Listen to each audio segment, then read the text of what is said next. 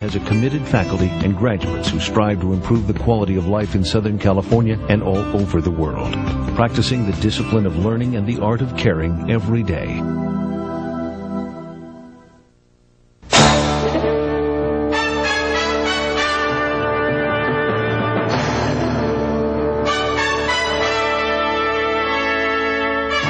The American Health Journal, bringing you the latest information on medicine, psychology, diagnosis, treatment, and prevention. Major medical advances are made each week, and each week the American Health Journal keeps you up to date. Hello and welcome to this edition of the American Health Journal. I'm your host, Roger Cooper. In this special edition of the American Health Journal, we'll dedicate the entire show to the leading cause of death among men and women: cardiovascular disease, which affects an estimated 60 million Americans. Today we have the opportunity of introducing you to Dr. Louis Ignarro, the 1998 Nobel Prize winner in medicine.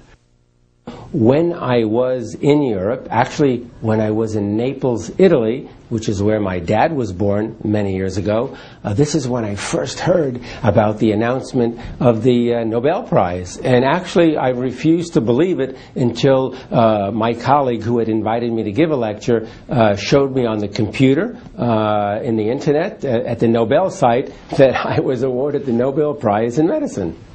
The Nobel Prize ceremony is unbelievable. It's celebrated in December. It's always celebrated on December 10th, which is the anniversary of Alfred Nobel's death. So it's a whole about 8 or 9 days of ceremony. So we give lectures, I think, on the 8th of December. We meet all kinds of interesting people, and of course we get a chance to converse with the other Nobel laureates. And then the ceremony is spectacular. It's held at the concert hall. Of course, it's attended and hosted by the king and the queen of Sweden. It's just a fantastic event. But one of the greatest feelings I ever had was getting up and walking to King Carl Gustav and receiving the Nobel Prize from his hands. That was a very moving moment for me, as was a couple of days later in the terminating ceremony, where I was actually asked to sign my name to a very special book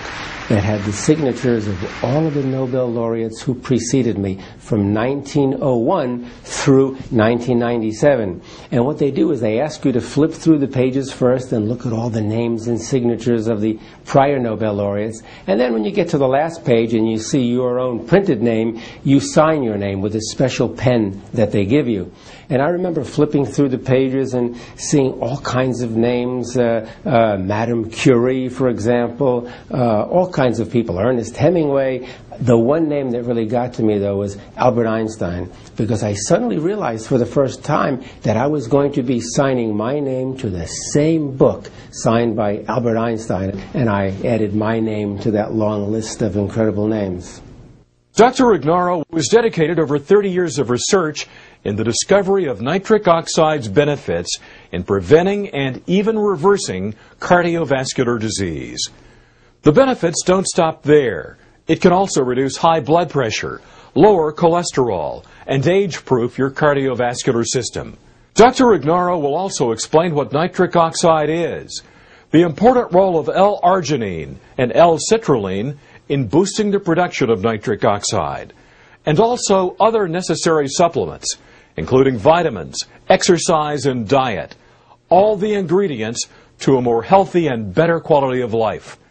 Coronary artery disease occurs when there's an impairment of blood flow to the heart. The heart has its own circulatory system, and that circulatory system is called the coronary arteries.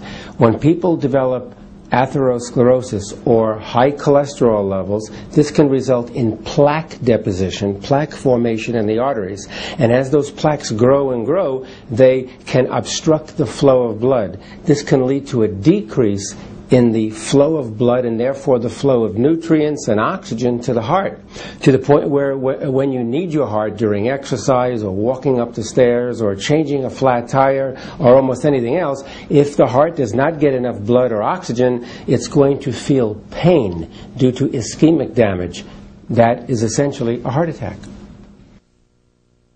Nitric oxide is a chemical or a molecule, or you can even call it a hormone that is present in the body, which functions in certain specific ways within the cardiovascular system. It's our way of protecting ourselves, literally, against cardiovascular disease. It's a molecule, for example, that lowers the blood pressure. It's our way of preventing strokes and heart attacks. The arteries make nitric oxide for the purpose of lowering the blood pressure, improving blood flow to organs, because nitric oxide is a vasodilator. It widens or relaxes the arteries so that more blood can flow through. That's going to lower the pressure within the plumbing, within the arterial system. And again, it protects against coronary artery disease because it can lower the bad cholesterol levels, and so on. So it's the body's natural way to protect against heart disease, provided we make enough of it. Nitric oxide is considered to be a lifesaver because it's the body's natural way of protecting against cardiovascular disease. Cardiovascular disease is the #1 killer, not only in the U.S., but throughout the world. And so the body can protect against all of this heart disease by generating more and more nitric oxide. When nitric oxide becomes deficient, this is when the barriers break down, this is when the protection is lost, and the individual is very sensitive and very susceptible to heart disease. And again, nitric oxide is protective because it can keep your blood pressure down in the normal range. High blood pressure causes heart attacks, causes strokes, and can lead to atherosclerosis or coronary artery disease. Nitric oxide can prevent all of these things. Arginine is an amino acid. There are about 20 or so amino acids that are the building blocks of all proteins. Proteins that you eat and proteins that are in your body, like your muscle and skin and so on. But arginine plays a unique role in that arginine is the one amino acid that the body uses to produce nitric oxide. Okay? There are two amino acids that the body actually can use. One is arginine, the other is citrulline. But the primary amino acid, which is converted to nitric oxide in the body, is arginine. And it's very important, therefore, to maintain normal, healthy levels of arginine at all times, because when we develop certain cardiovascular and related diseases that are characterized by a deficiency in nitric oxide, the main reason for the deficiency in nitric oxide is a deficiency in this amino acid arginine. So if you have too low a level of arginine, you're not going to make sufficient amounts of nitric oxide to protect your cardiovascular system against disease. And so arginine is one of those amino acids that you actually have to take in from the outside. That is, you have to include it in your diet. And we're lucky that so many different proteins contain arginine. But sometimes, even though we may eat healthy and eat normal amounts of protein, if you have a deficiency in arginine, you're not going to get sufficient amounts from the diet. So you may want to consider supplementing your diet with extra arginine.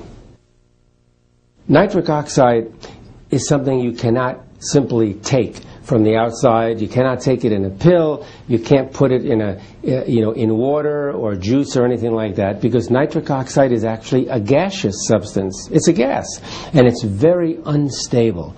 It doesn't last for more than a second or two. So you can't really take nitric oxide. What you can do, though, is you can take the ingredient